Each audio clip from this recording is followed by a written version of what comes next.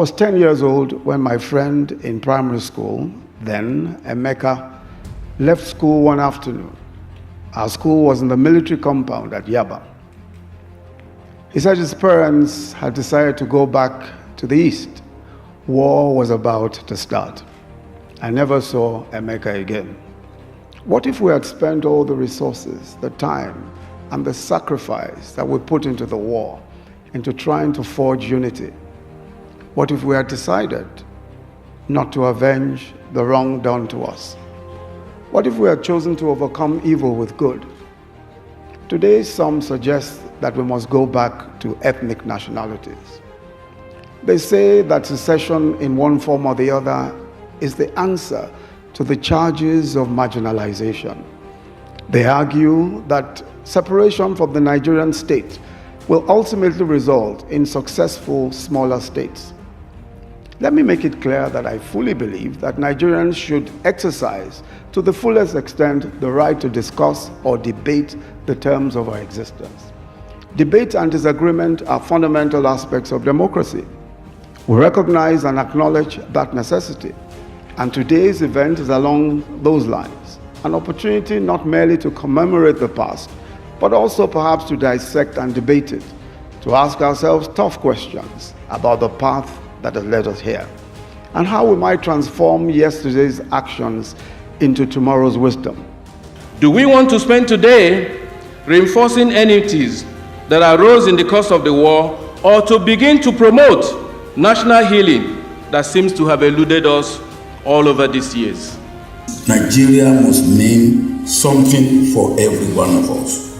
If you don't see any reason to hold on to Nigeria, to adore it, to wish it well, then, of course, there isn't much that you would do to achieve what we want to achieve.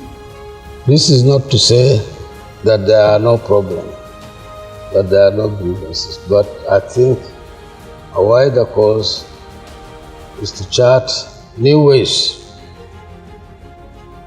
to re-establish relationships. Our country is at crossroads. You can feel the tension every day. Let us wake up to the challenge. Every part of Nigeria can survive as an independent country. But none of these little enclaves will rival the capacity of a united and reconciled Nigeria.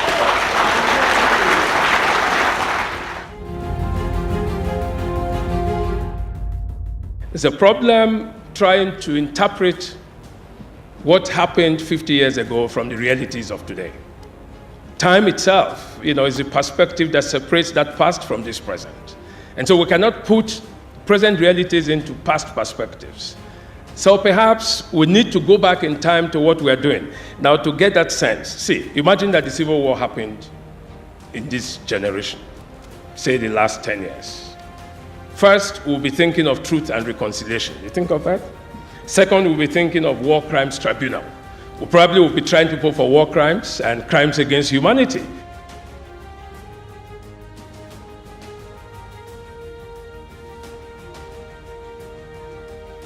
What makes people feel part of a nation is when that nation gives them hope and makes them feel that they matter and that they are part of an identity. And I have to tell you, as an Igbo person who's very well traveled, that the stereotypes of Biafra are very negative amongst the country, and we have a right and a responsibility to change that. The relationships I've built over time that have defined this time around not my religious identity or my ethnic identity, but my national identity. The beauty of our generation is that we're not afraid to depart from the past. It means that wars are no longer fought on battlefields. They're fought in the hearts and minds of people. We need to renegotiate the terms of our relationship. And we shouldn't be afraid of that conversation. It can only make us stronger. So I fell on both knees and begged like a fool till she turned and pulled me up into a warm embrace and said, "Dike, will everything be okay in that place?" And I said, "I promise it will be well with us." And she nodded, "Okay." I'll follow you to Lagos.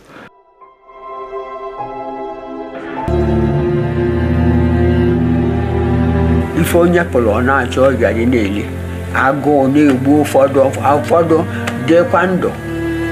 Etu a ka anyị si wee na-atanyaba agụụ na nsogbu.